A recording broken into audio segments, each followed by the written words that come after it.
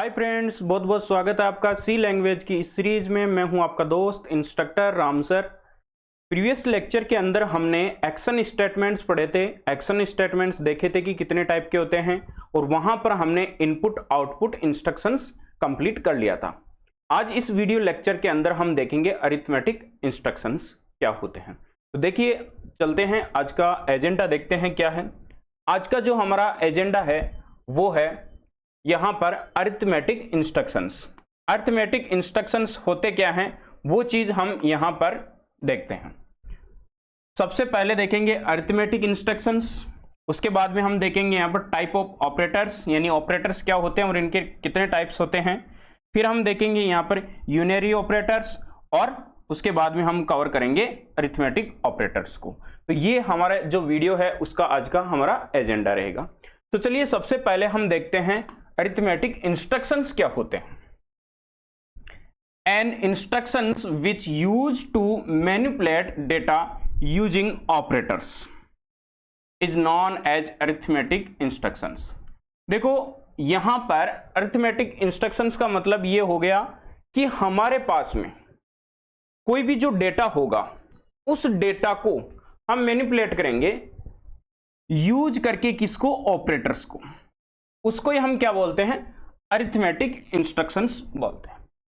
जैसे मैं अगर यहां पर बात करूं, यहां पर हमारे पास में एक डेटा है 3 + 4। ये दो डेटा है। ये क्या है, ये दोनों हैं डेटा या फिर ऑपरेंड्स। और ये जो प्लस का साइन है ये क्या है, यही है ऑपरेटर। ऑपरेटर का मतलब क्या है, यानी ऐसे साइन, ऐसे सिंबल जिनको हम यूज करके क्या करेंगे, डेटा को मैनिपुलेट करेंगे। डेटा को मैनिपुलेट करने का मतलब हो गया कि हमारे पास में अब जैसे ये डेटा ऐड हो रहा है और यहां पर इस डेटा का रिजल्ट क्या आएगा, 7 आएगा।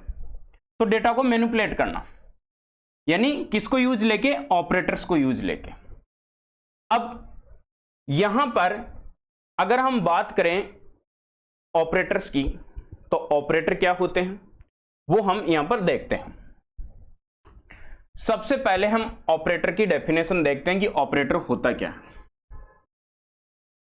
N operator in C is a symbol used to perform specific task such as mathematical, relational, bitwise, conditional और लॉजिकल ऑपरेंड्स।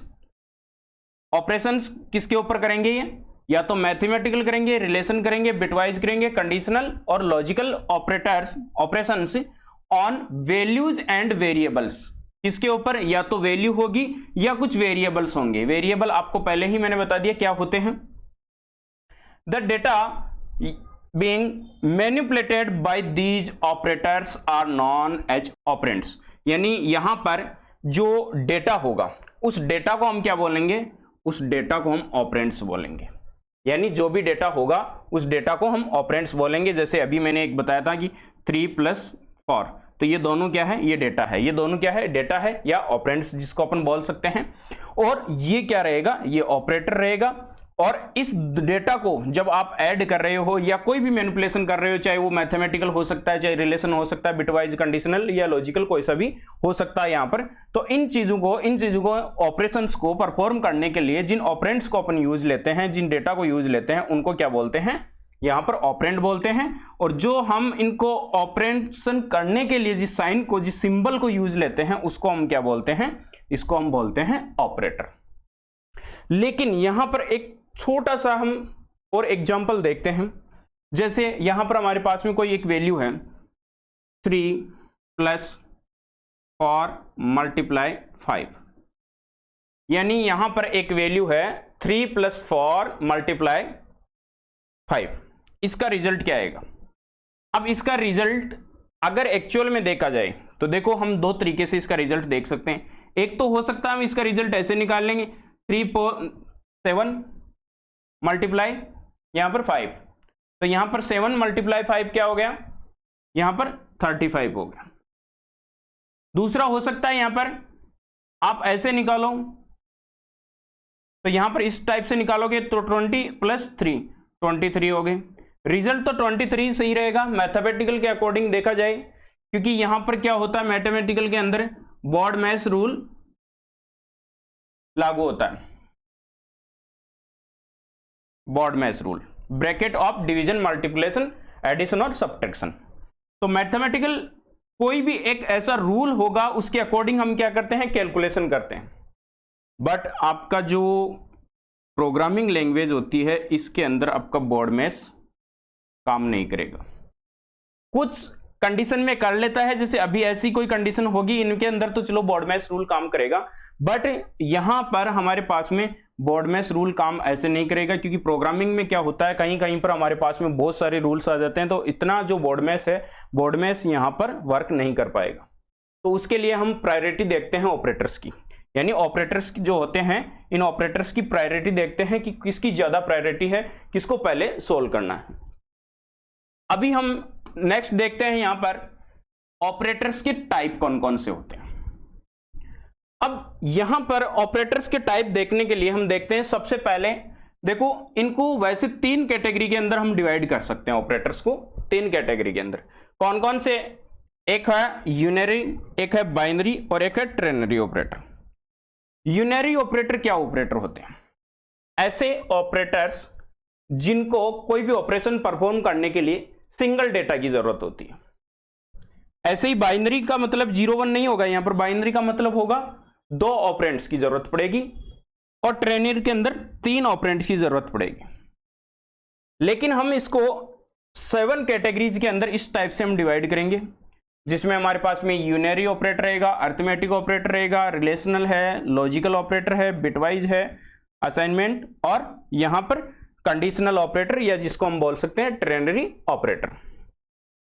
यूनरी ऑपरेटर का मतलब है यहां पर सिंगल ऑपरेंड्स यूज में लेंगे, जिसके अंदर आप ऑपरेटर्स देख सकते हो, यहां पर प्लस हो सकता है, माइनस हो सकता है, और एक और होता है यहां पर साइज ऑफ, इसको भी अभी अपन आज पढ़ेंगे यहां पर।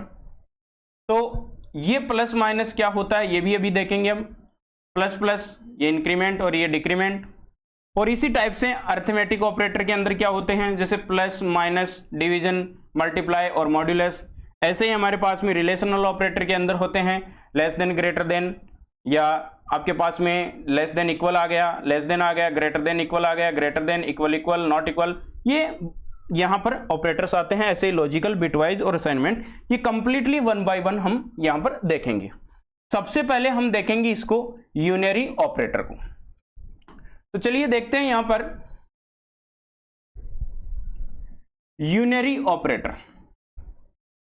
यूनरी ऑपरेटर के अंदर यहां पर हमारे पास में एक सिंबल है प्लस, एक सिंबल है माइनस, एक सिंबल है यहां पर प्लस प्लस, माइनस माइनस, और एक साइज ऑफ।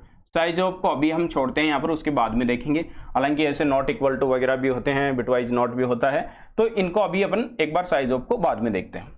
सबसे पहले हम प्लस को देखते हैं। सर प्लस तो बाइनरी ऑपरेटर के अंदर आता है, जहां पर हमारे पास में क्या होता है अरिथमेटिक ऑपरेटर, 2 ऑपरेंड्स की जरूरत पड़ती है। नहीं, ये प्लस वो प्लस नहीं है, ये यूनरी प्लस बोलते हैं इसको। यूनरी प्लस का मतलब हो गया, जैसे आप कोई वैल्यू लिख रहे हो, आपने एक वैल्यू लिखी 5, इसका मतलब क्या हुआ, 5 का मतलब हो गया कि +5 पॉजिटिव वैल्यू। हो सकता है आपने यहां पर लिखे -7, तो -7 का मतलब हो गया नेगेटिव वैल्यू। तो ये क्या है, ये यूनरी प्लस और यूनरी माइनस है। अब हम बात करते हैं प्लस प्लस ऑपरेटर की। प्लस प्लस ऑपरेटर क्या है, इसको बोला जाता है इंक्रीमेंट ऑपरेटर।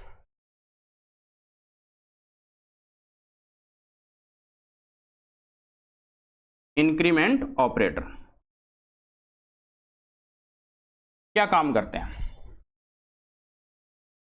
जैसे प्लस प्लस का मतलब वैल्यू को इंक्रीमेंट करना। जैसे हमारे पास में एक वैल्यू है, मैं एग्जांपल लेता हूं, यहां पर एक वैल्यू है इंट, मैं x ले लेता हूं, x की कोई वैल्यू ले लेता हूं यहां पर 5। ये मेरे पास में एक x की वैल्यू दी हुई है, मैं प्रिंट करता हूं इसी x को।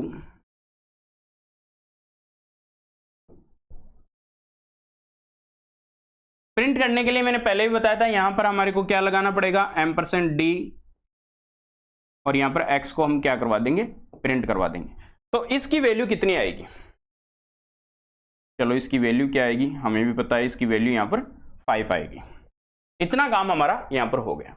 बट मैं जैसे ही यहां पर इस ऑपरेटर के पहले में प्लस प्लस साइन लगा देता हूं और x कर देता हूं, इसका मतलब क्या हुआ, इसका मतलब हुआ x is equal x plus 1, x के अंदर एक जोड़ के नई वैल्यू यहां पर ये हो जाएगी। अगर मैं अब दोबारा प्रिंट करूं किसको, x को, तो क्या वैल्यू प्रिंट होगी यहां पर, दोबारा अगर प्रिंट करेंगे तो x की वैल्यू यहां पर प्रिंट होगी 6। क्यों, क्योंकि x की वैल्यू यहां पर क्या आ गई, नई वैल्यू 6 आ गई। इतना काम हो गया। अगर मैं इसी को x प्लस प्लस लिखता हूं तो क्या होगा, इसका मतलब भी यही होगा कि x is equal x plus 1। और अगर मैं बात करूं प्रिंटअप की,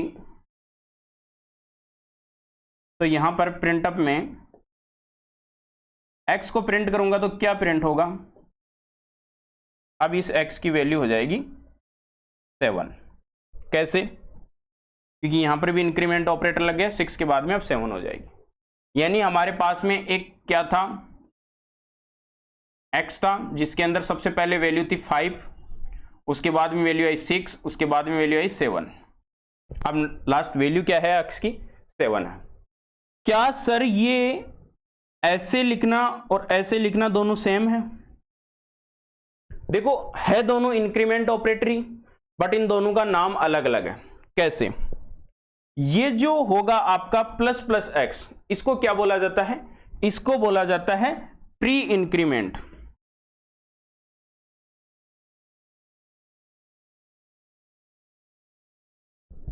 और आपके पास में जो ये प्लस प्लस दे रखा है x के बाद में, इसको बोला जाता है पोस्ट इंक्रीमेंट।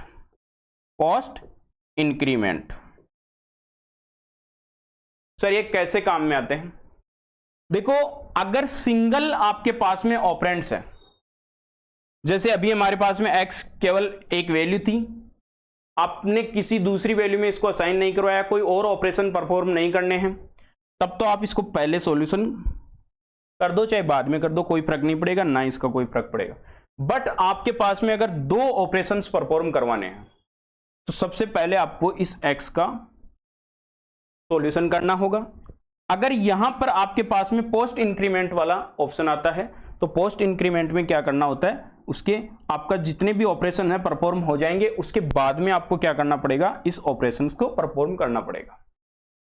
इसको अभी एग्जांपल से समझेंगे। इसके बाद में हम देखते हैं यहां पर नेक्स्ट डिक्रीमेंट ऑपरेटर। ये था हमारा इंक्रीमेंट ऑपरेटर और अब ये क्या है हमारा डिक्रीमेंट ऑपरेटर। डिक्रीमेंट ऑपरेटर का मतलब क्या होता है, डिक्रीज करना किसी वैल्यू को, डिक्रीमेंट ऑपरेटर।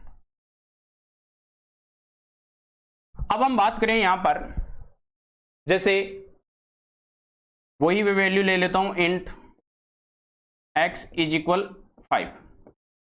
अब इसको आप दोनों तरीके से कर सकते हो, x माइनस माइनस कर सकते हो और माइनस माइनस x कर सकते हो।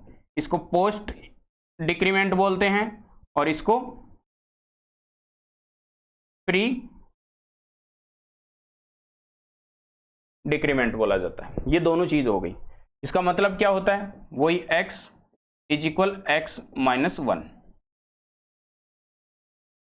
ये हमारा कंप्लीटली यहां पर क्या हुआ, डिक्रीमेंट ऑपरेटर और इंक्रीमेंट ऑपरेटर, यूनरी प्लस और यूनरी माइनस। अब अगर आप इतनी चीज समझ गए हैं तो इसका हम अब एग्जांपल देखते हैं, किसका, प्लस प्लस का और इस प्लस प्लस का, दोनों का क्या हो सकता है इसके अंदर।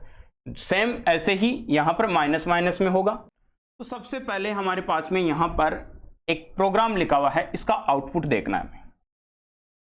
प्रोग्राम है इंक्लूड stdio.h इंट मैन, उसके बाद में हमारे पास में क्या है, इंट x 5 और y।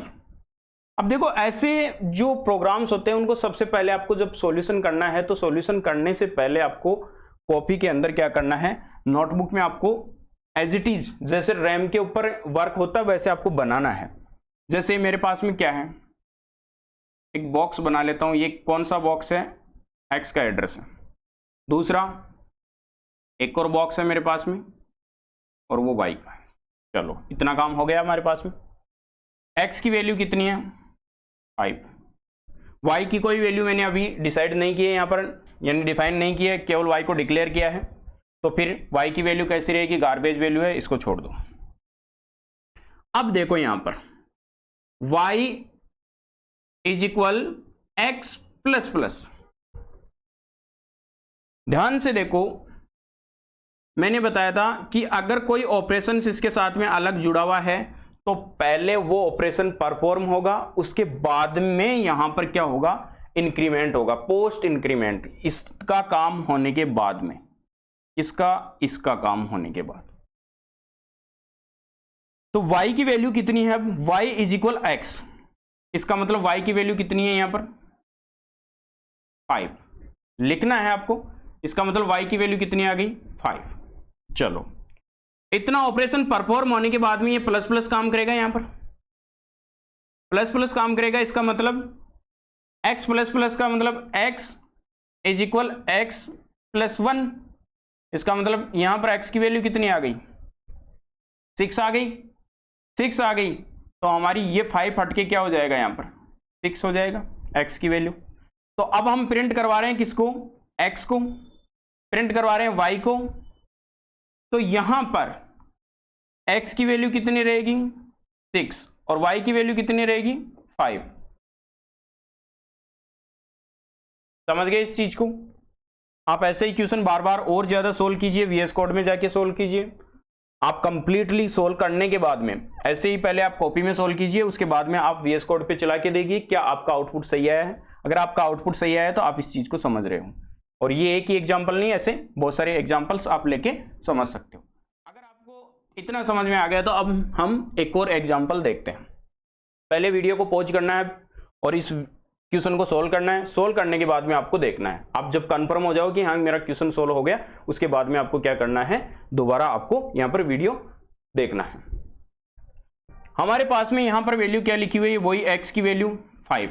चलो हम यहां पर कंटेनर बना लेते हैं, x वैल्यू कितनी है 5।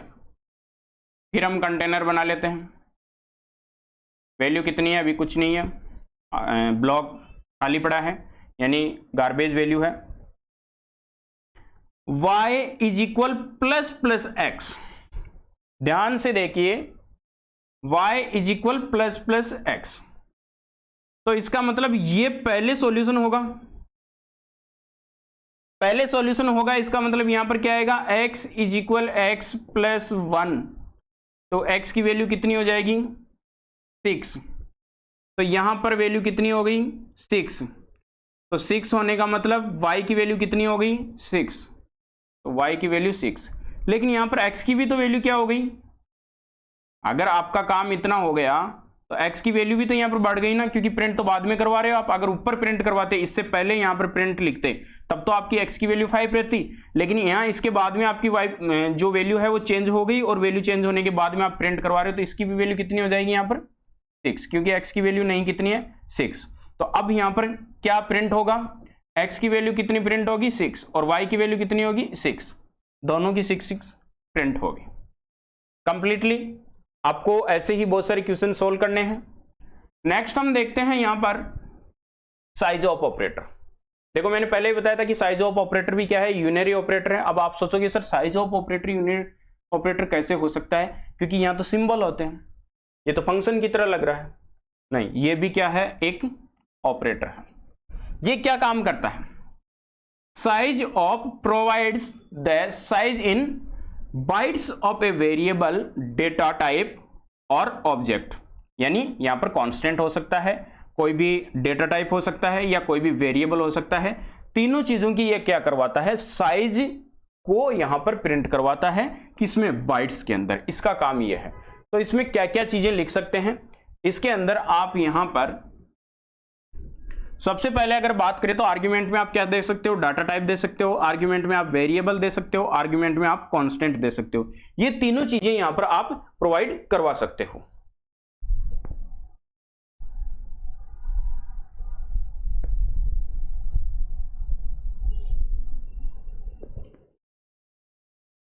तो ये तीनों चीजें प्रोवाइड करवाने के लिए सबसे पहले हम लेते हैं डेटा टाइप को।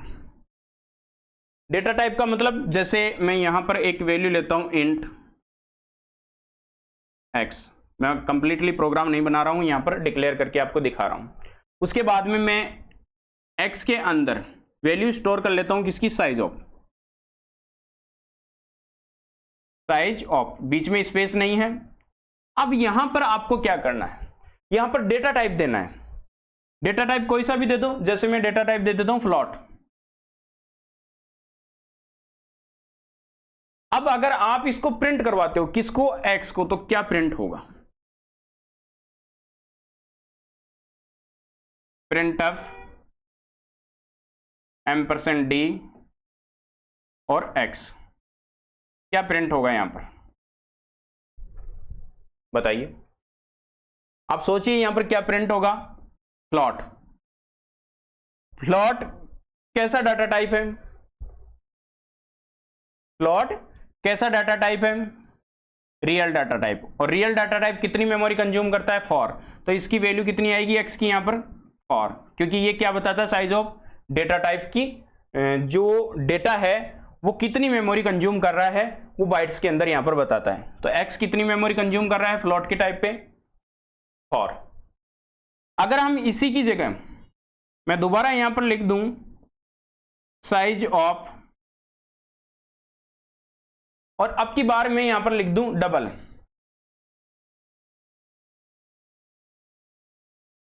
तो डबल की में कितने आएगा, अगर मैं डबल को प्रिंट करवाता हूं तो डबल में वैल्यू कितनी आएगी,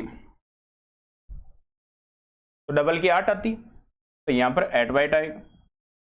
सेम ऐसे ही अगर मैं यहां पर x is equal size of, और यहां पर कैर लिख दूं, सॉरी, तो क्या होगा, इसका जो वैल्यू आएगी, मैं प्रिंट करके यहां पर अगर वैल्यू देखता हूं तो कितनी वैल्यू आएगी, कैर की 1। तो इस टाइप से हम क्या कर सकते हैं, इस टाइप से हम यहां पर डेटा टाइप की मेमोरी देख सकते हैं कि कितनी मेमोरी कंज्यूम करता है बाइट्स के अंदर। बात कर लेते हैं नेक्स्ट वेरिएबल की, कि वेरिएबल के अंदर भी क्या वैल्यू होती है क्या। तो मैं यहां पर वेरिएबल बना लेता हूं, कुछ एक वेरिएबल बना लेता हूं इंट x और y, और एक फ्लोट के अंदर ले लेता हूं फ्लोट m, एक और कोई वैल्यू ले लेता हूं यहां पर कैर, कैर के अंदर मैं ले लेता हूं यहां पर c, फिर मैं यहां पर एक ले लेता हूं कैर डाटा टाइप हो गया, इंट हो गया, फ्लोट हो गया, डबल ले लेता हूं।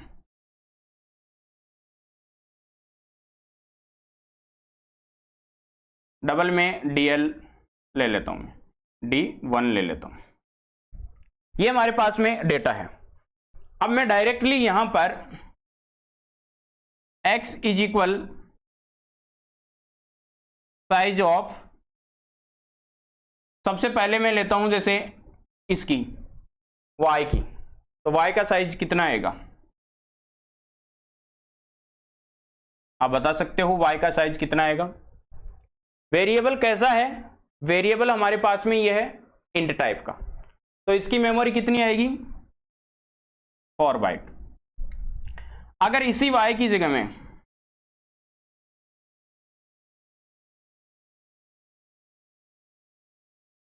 यहां पर c लिख देता हूं तो कितनी मेमोरी कंज्यूम करेगा, c कैसा डाटा टाइप है, कैर, तो कैर कितनी लेता है मेमोरी, 1, तो इसका आंसर क्या आ जाएगा, 1 आ जाएगा। इस टाइप से आपका डबल का 8 आ जाएगा, डीएल का d1 का, और यहां पर m का फ्लोट, फ्लोट का कितना आएगा, यहां पर फ्लोट का भी यहां पर 4 बाइट आएगा।